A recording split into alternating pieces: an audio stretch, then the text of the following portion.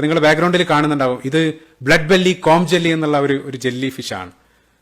അത്യാകർഷകമായിട്ടുള്ള ചുമപ്പ് നിറത്തിൽ, അതിനേക്കാൾ മനോഹരമായിട്ടുള്ള കാര്യം അതിന്റെ ആ ശരീരത്തിലുടനീളം മഴവില്ല് പോലെ ആ പ്രകാശം ഇങ്ങനെ കത്തിക്കൊണ്ടിരിക്കുകയാണ്. ഒരു മൂവിങ് റെയിൻബോ പോലെ അതിങ്ങനെ വെള്ളത്തിൽ ചലിച്ചുകൊണ്ടിരിക്കുകയാണ്. ഇതിന്റെ ഈ പുറമേക്കുള്ള സൗന്ദര്യം പോലെ തന്നെ അതിന്റെ കൗതുകകരമായിട്ടുള്ള അരപിടിക്കുന്ന രീതിയും അവർ വിശദീകരിക്കുന്നുണ്ട്. അതിന്റെ നീളമുള്ള ഒരു കൊമ്പ്, ഒരു ടെന്റക്കിൾ ശത്രുവിന്റെ നേരെ എറിയാണ്.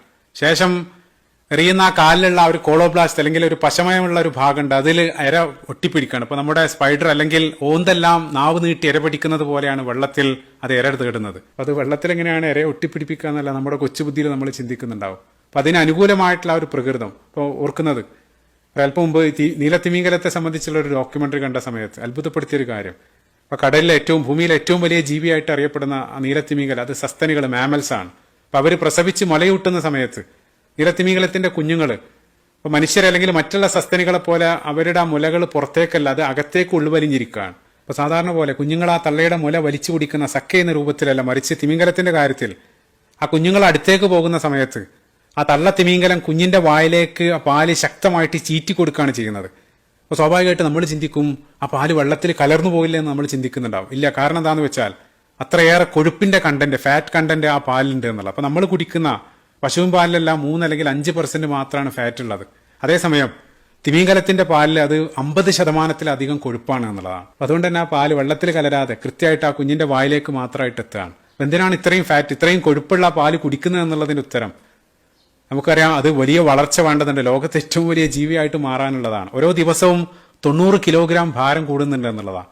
ഒരു തിമിംഗലത്തിന്റെ നാവ് ഒരു പൂർണ്ണ വളർച്ച എത്തിയ ആനയുടെ അത്ര വലുപ്പം ഉണ്ടാകുന്നില്ല, അത്രയും ഭീമാകാരമായിട്ടുള്ള സൈസിലേക്ക് വരേണ്ടതുണ്ട്. അപ്പൊ അതിന് തന്നെ ഇത്രയും ആ കൊഴുപ്പുള്ള പാൽ അതിന് അനിവാര്യമാണ് എന്നുള്ളത്. അപ്പൊ ഓരോ ജീവികൾക്കും അതിന് അനുകൂലമായിട്ടുള്ള പ്രകൃതം സൃഷ്ടിപ്പിൽ തന്നെ നൽകി എന്നുള്ളതാണ്. ഇൻഷാല്ലാ ഈ തിമിംഗലത്തിലേക്ക് പിന്നീട് നമ്മൾ വരും. കടലിന്റെ ആവാസ വ്യവസ്ഥയിൽ അതിപ്രധാനമായിട്ടുള്ള റോൾ അത് നിർവഹിക്കുന്നുണ്ട്. അതിനെ സംബന്ധിച്ച് പിന്നീട് നമ്മൾ സംസാരിക്കും. പിന്നീട് ആ മേഖലയിൽ ആ ട്വൈലൈറ്റ് സോണിൽ ജീവിക്കുന്ന മറ്റൊരു ജീവിയെ പരിചയപ്പെടുത്തുന്നത് സിഫോണോഫോറുകൾ എന്നറിയപ്പെടുന്ന ഒരു ജീവി വർഗത്തെയാണ്. അത്യാകർഷകമായിട്ടുള്ള, നിങ്ങൾ ബാക്ക്ഗ്രൗണ്ടിൽ കാണുന്നുണ്ടാകും, ഒരു വലിയ പൂങ്കുല പോലെ, ഒരു വിശുക്കുന്ന പോലെ അതിങ്ങനെ പ്രകാശവും പുറത്തുവിട്ട് ആ രൂപത്തിൽ അതിങ്ങനെ ചലിച്ചുകൊണ്ടിരിക്കുകയാണ്. അത് ഒറ്റ കാഴ്ചയിൽ ഇപ്പൊ നമ്മളൊരു വലിയ ബിൽഡിംഗ് ഒന്നായിട്ട് നമുക്ക് തോന്നും, പക്ഷെ അതിനകത്ത് നിരവധി ആളുകൾ ജോലി ചെയ്യുന്നത് പോലെ യഥാർത്ഥത്തിൽ ഇത് ഒരു ജീവിയല്ല, മറിച്ച് നിരവധി സൂക്ഷ്മ ജീവികളുടെ ചലിക്കുന്ന ഒരു കോളനിയാണ്. ഇപ്പൊ പവിഴപ്പിറ്റെല്ലാം പോലെ അത് ചിലതിന്റെ വലിപ്പം അവർ പറയുന്നത് 50 മീറ്റർ വരെ വലിപ്പം വരും എന്നുള്ളതാണ്. അതായത് ഒരർത്ഥത്തിൽ നീലത്തിമിംഗലത്തേക്കാൾ വലിപ്പം, നീലത്തിമിംഗലം 30 മീറ്ററാണ്. അതായത് ഏറ്റവും നീളമുള്ള ജീവികളുടെ പട്ടികയിൽ വരുന്ന ഒരു ജീവിയാണിത്, ഈ സിഫോണോഫോറുകൾ എന്നറിയപ്പെടുന്ന ആ ഒരു കോളനി. അതും ആ ഒരു ഭാഗത്ത് കാണാൻ സാധിക്കുന്നുണ്ട്.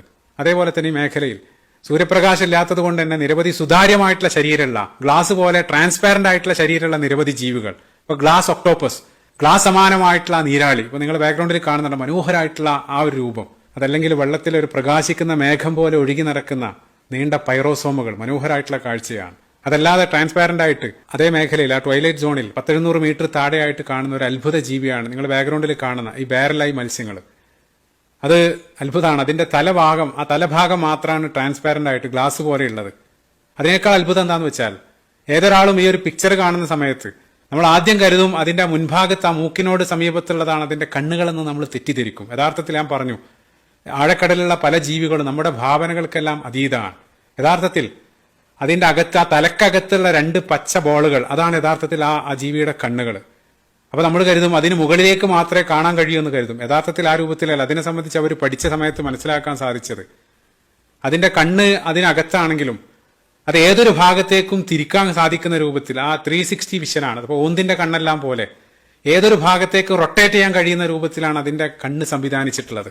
അപ്പൊ ശത്രുവിന്റെ ഏത് ഭാഗത്തു നിന്നുള്ള ആഗമനം നിരീക്ഷിക്കാൻ സാധിക്കുന്ന ഒരു 360 പെരിസ്കോപ്പ് എല്ലാം ഘടിപ്പിച്ചിട്ടുള്ള ഒരു ട്രാൻസ്പാരന്റ് ആയിട്ടുള്ള ഒരു അന്തർവാഹിനി, ഒരു സബ്മറൈൻ ടെക്നോളജിയാണ് ഈ ഒരു സൂക്ഷ്മജീവിക്കകത്തുള്ളത് എന്നാണ് ഒരു ഡോക്യുമെന്ററിയിൽ അവർ സൂചിപ്പിക്കുന്നത്. സുബ്ഹാനല്ലാഹ്. മറ്റൊന്ന് ഈ മേഖലയിൽ കാണാൻ സാധിക്കുന്നത് ഓർ ഫിഷുകളാണ്. OAR, ഓർ മത്സ്യങ്ങൾ. ഇപ്പോൾ പോളിഷ് ചെയ്ത് മിനുക്കിയ സ്റ്റീൽ പോലെ അല്ലെങ്കിൽ സിൽവർ പോലെയുള്ള ശരീരം, പാമ്പ് പോലെ നീണ്ട, ഏകദേശം 11 മീറ്റർ വരെ വലുപ്പത്തിൽ ഈ മത്സ്യത്തെ കാണാൻ സാധിച്ചിട്ടുണ്ട് എന്നുള്ളത്. അത് ചലിക്കുന്നത് മനോഹരമാണ്. പൊതുവെ ഹൊറിസോണ്ടൽ ആയിട്ടുള്ള, മറിച്ച് കുത്തനെ വെർട്ടിക്കലായിട്ടാണ് അത് സഞ്ചരിക്കുന്നത്. അതും ബയോലൂമിനിസൻസ്, ആ പ്രകാശം പുറത്തുവിടാനുള്ള കഴിവുണ്ട്. അത് അൽ ഖാലിഖ് അല്ലെങ്കിൽ അൽ മുസവ്വിർ, ഫതബാറക്കല്ലാഹു അഹ്സനുൽ ഖാലിഖീൻ. അതെല്ലാം മനസ്സ് തുറന്ന് നമ്മൾ പറയുന്ന രൂപത്തിലാണ് അവിടെയുള്ള ആ ജീവികളുടെ രൂപവും ഭാവവും എല്ലാം.